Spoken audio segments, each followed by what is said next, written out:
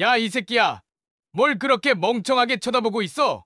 해병대 1사단 수색중대 막사의 고함 소리가 울려 퍼집니다.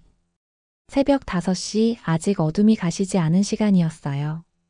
상병 임기열이 갓 전입 온 일병 윤영석을 향해 소리를 지르고 있었습니다. 전입 3주차에 아직도 군장 정리를 못해? 이게 뭐야? 이게! 형석은 침묵한 채 고개만 끄덕이며 흐트러진 군장을 다시 정리하기 시작했어요. 19살 나이에 대학을 자퇴하고 자원 입대한 그였지만 체격이 왜소한 탓에 늘 뒤처지기 일쑤였습니다. 병장 김태진이 말없이 다가와 형석의 군장 끈을 점검했어요. 21살의 말년 병장인 태진은 평소 말수가 적었지만 신병들 챙기는 일만큼은 소홀히 하지 않았습니다. 오늘 행군 거리가 27km야. 중간에 포기하는 놈 있으면 전체가 재훈련이니까. 그리 알고 있어. 태진의 차분한 목소리에 막사 안이 순식간에 조용해졌어요. 수색 중대원들은 모두 태진을 우러러봤습니다. 입대 후 단 한 번도 낙오한 적 없는 그였고 동시에 후임들을 가장 잘 챙기는 선임이기도 했거든요. 태진이 군장을 매며 낮은 목소리로 중얼거렸습니다. 해병은 전쟁터에서 외롭지 않다. 절대로 전우를 버리지 않기 때문이다. 그 전에 잠깐. 1초면 누를 수 있는 구독과 좋아요는 저에게 큰 힘이 됩니다. 형석이 고개를 들어 태진을 바라봤어요. 그 눈빛에는 두려움과 동시에 간절함이 담겨 있었습니다. 대학에서 도망치듯 나와 이곳에 온 자신이었지만 이번만큼은 끝까지 포기하지 않겠다는 다짐이 서려 있었거든요.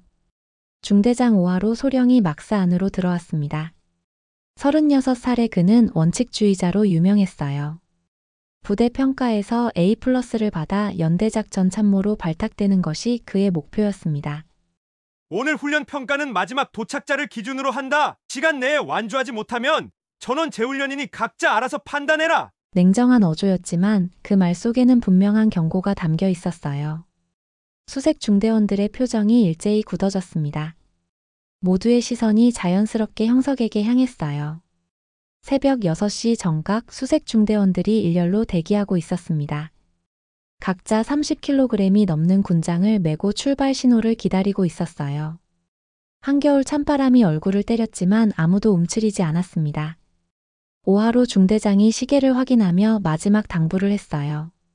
마지막 도착자 기준으로 평가한다고 했다. 시간은 8시간이고 중간 포기는 없다. 이해했나? 일제히 터져나온 함성이 새벽 공기를 가르며 울려 퍼졌습니다. 태진이 자신의 군장을 점검하며 무전 장비 외에도 모래주머니 2kg을 추가로 착용했어요. 기열이 그 모습을 보며 고개를 저었습니다. 형 미쳤어! 이미 충분히 무거운데 왜 더 넣어? 연습이야. 실전에서는 더 무겁거든. 태진의 담담한 대답이었습니다. 그는 언제나 자신에게 더 엄격했어요. 말년 병장이라는 이유로 편하게 지낼 법도 했지만 오히려 솔선수범하는 모습을 보였습니다. 형석이 군장을 매려다 비틀거렸어요. 평소 체력이 약한 그에게는 27kg조차 버거운 무게였습니다. 다른 병사들이 그 모습을 힐끔거리며 수군거렸어요. 쟤 때문에 안주 더 하겠네? 전입 3주 차면 적응했을 만도 안 돼. 속삭이는 소리가 형석의 귀에 들렸지만 그는 아무렇지 않은 척 군장끈을 조였습니다. 부모님께는 휴학계를 냈다고 거짓말하고 입대한 터라 이곳에서만큼은 포기할 수 없었거든요. 출발! 호령과 함께 수색 중대원들이 일제히 발걸음을 옮겼습니다. 첫 번째 구간은 평지였지만 속도가 만만치 않았어요. 태진이 선두에서 일정한 보폭으로 앞서 나가고 있었습니다. 형석은 이미 숨이 차기 시작했어요. 평지를 걷는 것조차 버거워하며 점점 뒤처지기 시작했습니다. 땀방울이 이마에 맺히고 호흡이 가빠졌어요. 태진이 무전기로 위치를 보고하면서도 자꾸 뒤를 돌아봤습니다. 형석의 상태를 확인하는 것이었어요. 그의 얼굴에는 걱정스러운 빛이 스쳤습니다. 첫 번째 휴식 지점을 지나 본격적인 경사 오르막이 시작되었습니다. 험준한 산길이 끝없이 이어져 있었어요. 수색 중대원들의 호흡이 거칠어지기 시작했습니다. 형석의 발걸음이 현저히 느려졌어요. 다리가 후들거리고 시야가 흐려졌습니다. 군장의 무게가 어깨를 짓누르며 고통스러웠어요. 다른 대원들과의 거리는 점점 벌어졌습니다. 못하겠어. 정말 못하겠어. 형석이 중얼거리며 무릎을 꿇었어요. 차가운 땅바닥에 주저앉으며 오열하기 시작했습니다. 그동안 억눌러왔던 좌절감이 한꺼번에 터져나왔어요. 앞서 가던 대원들 중 몇 명이 뒤를 돌아봤지만 곧 고개를 돌리며 계속 전진했습니다. 무전기에서는 간부들의 계속 전진 지시가 들려왔어요. 태진만이 발걸음을 멈췄습니다. 잠시 망설이더니 지체 없이 발걸음을 돌려 형석이 있는 곳으로 이동했어요. 다른 대원들이 점점 멀어져 가는 것을 보면서도 태진은 흔들리지 않았습니다. 형, 먼저 가세요. 형석이 울먹이며 말했어요. 자신 때문에 선임까지 피해를 입힐 수는 없다는 생각이었습니다. 해병대가 언제부터 혼자 뛰는 데였냐? 태진이 차분하게 대답하며 자신의 무릎 보호대를 풀기 시작했어요. 그리고는 그것을 형석의 무릎에 씌워주었습니다. 망설임이라곤 전혀 없는 자연스러운 행동이었어요. 일어나. 천천히 가면 돼. 태진의 목소리에는 따뜻함이 담겨 있었습니다. 형석이 고개를 들어 그를 바라봤어요. 태진의 눈빛에서 진심 어린 배려를 느낄 수 있었습니다. 형석이 비틀거리며 일어났어요. 태진은 그의 군장 일부를 자신이 나눠매기 시작했습니다.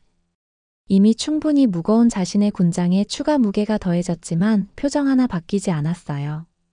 두 사람이 다시 걷기 시작했습니다. 앞서 간 대원들과의 거리는 더욱 벌어졌지만 태진은 형석의 보폭에 맞춰 천천히 걸었어요. 전우를 버리지 않겠다는 신념이 그의 행동을 이끌고 있었습니다.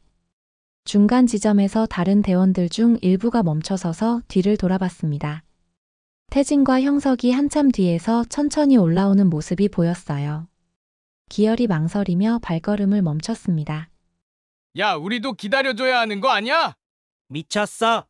그러다 우리까지 늦으면 어떡하는데. 대원들 사이에서 의견이 갈렸어요.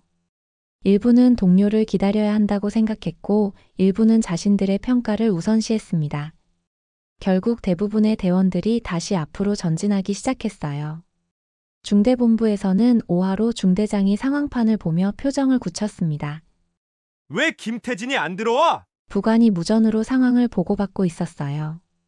태진이 나고자와 함께 있다는 내용이었습니다. 중대장의 눈썹이 찌푸려졌어요.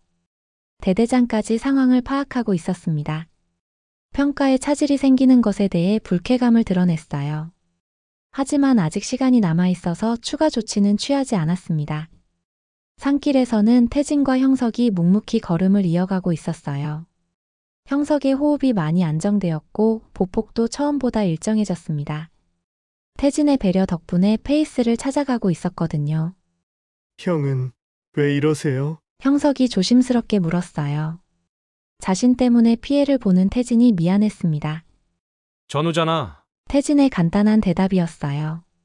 더 이상의 설명은 필요 없다는 듯 담담하게 말했습니다. 그 한마디에 형석의 마음이 뭉클해졌어요. 기열이 다시 뒤를 돌아보며 걸음을 늦췄습니다. 결국 그도 멈춰서서 태진과 형석을 기다리기로 했어요.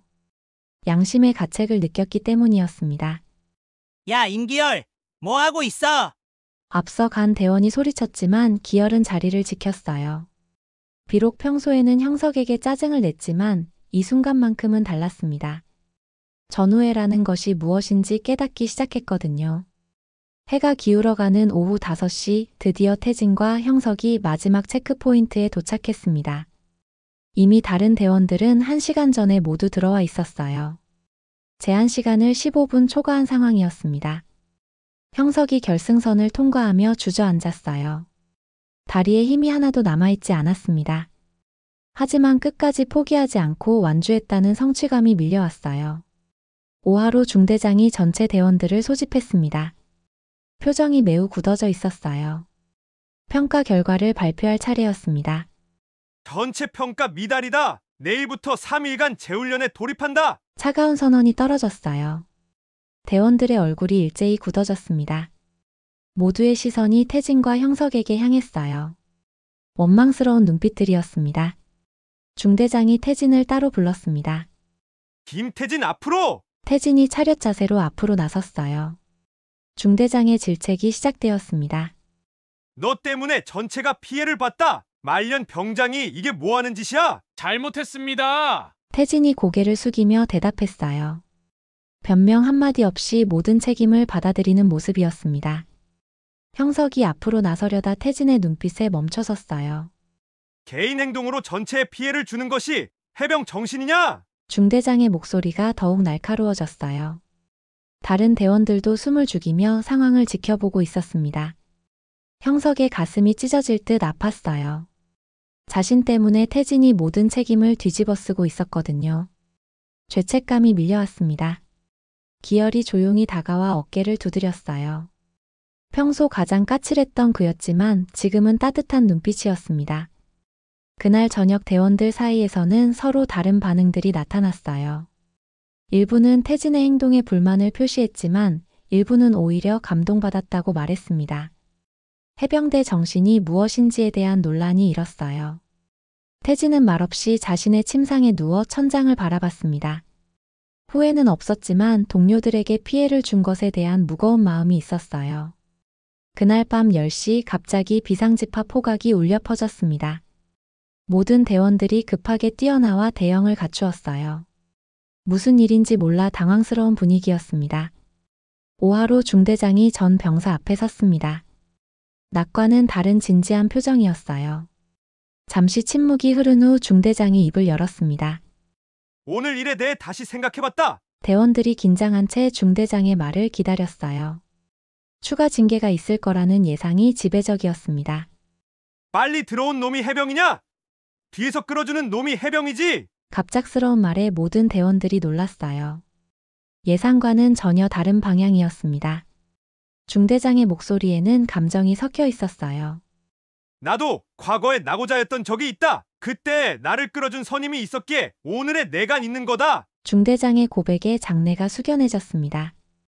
평소 냉정하기만 했던 그의 인간적인 면이 드러나는 순간이었어요.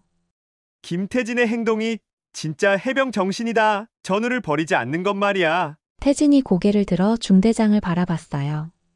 예상치 못한 격려의 말씀에 가슴이 뭉클해졌습니다. 오늘부로 재훈련은 취소한다. 너희는 전우를 위해 함께 버텼으니까. 대원들 사이에서 안도의 한숨이 터져 나왔어요. 동시에 태진을 바라보는 시선들이 달라졌습니다. 원망에서 존경으로 바뀌고 있었어요. 형석이 태진을 바라보며 눈물을 글썽였습니다. 자신을 위해 모든 것을 감수해준 선임에 대한 고마움이 밀려왔어요. 기열이 먼저 태진에게 거수 경례를 했습니다. 이어서 다른 대원들도 하나둘 경례를 하기 시작했어요. 곧 전체 대원들이 태진에게 경의를 표하고 있었습니다. 중대장도 태진에게 경례를 했어요. 고맙다 김태진. 내가 우리에게 진짜 해병 정신이 뭔지 보여줬어. 그날 밤 막사는 그 어느 때보다 따뜻한 분위기였습니다. 진정한 전우애가 무엇인지 모두가 깨달은 밤이었어요. 석 달 후 태진의 저녁일이 다가왔습니다. 수색 중대 전체가 저녁식 준비에 한창이었어요. 그동안 태진은 변함없이 후임들을 챙기며 모범적인 모습을 보여왔습니다. 형석은 이제 제법 듬직한 일병이 되어 있었어요.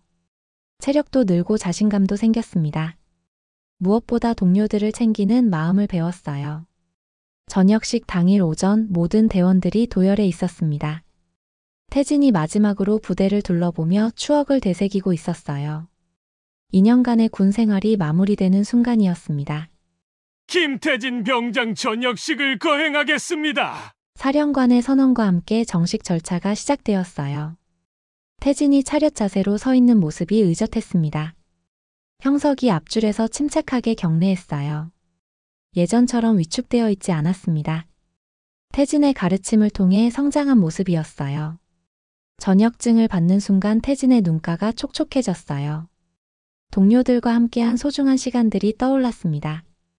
특히 형석과 함께 걸었던 그 산길이 가장 기억에 남았어요. 형은 뒤에서 뛴 적이 없어요. 항상 맨 앞이었어요. 형석이 작은 목소리로 말했어요. 태진에게 전하고 싶었던 마음을 담은 한마디였습니다. 뒤에서 끌어주는 것처럼 보였지만 사실은 가장 앞에서 길을 인도해준 선임이었다는 뜻이었어요. 태진이 악수 대신 자신의 모자를 벗어 형석의 손에 씌워주었습니다. 말없는 격려였어요. 이제 너도 다른 후임들을 이끌어가라는 의미였습니다. 전형문 앞에서 모든 대원들이 기립박수를 보냈어요. 태진이 고개를 숙여 인사하며 부대를 떠났습니다. 뒤돌아보지 않고 걸어가는 그의 뒷모습이 당당했어요. 형석이 받은 모자를 소중히 품에 안았습니다. 태진의 정신을 이어받겠다는 다짐을 했어요. 앞으로 자신도 후임들을 끝까지 챙기는 선임이 되겠다고 마음먹었습니다. 태진이 전역하고 일주일 후 새로운 신병이 수색중대에 배치되었습니다. 18살의 어린 나이로 입대한 박민수였어요. 체구가 작고 소심한 성격이라 적응에 어려움을 겪고 있었습니다. 첫 훈련에서 민수가 낙오했어요. 오르막길에서 주저앉으며 울음을 터뜨렸습니다. 예전 형석의 모습과 똑같았어요. 다른 대원들이 앞서 가려고 하는 순간 형석이 발걸음을 멈췄습니다. 망설임 없이 발길을 돌려 민수가 있는 곳으로 향했어요. 형석이 민수의 어깨를 두드리며 말했어요. 태진에게서 배운 그 따뜻함을 그대로 전해주고 있었습니다. 기열도 따라서 걸음을 늦췄어요.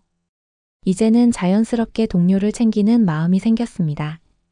하나둘 다른 후임들도 함께 속도를 맞춰주기 시작했어요. 간부가 무전으로 물었습니다. 뭐 하는 거야? 왜 전체가 느려졌어? 형석이 자신 있게 대답했어요.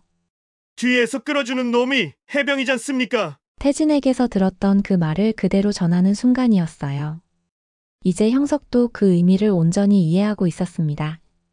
중대장 오하로가 상황을 보고받고 미소를 지었어요.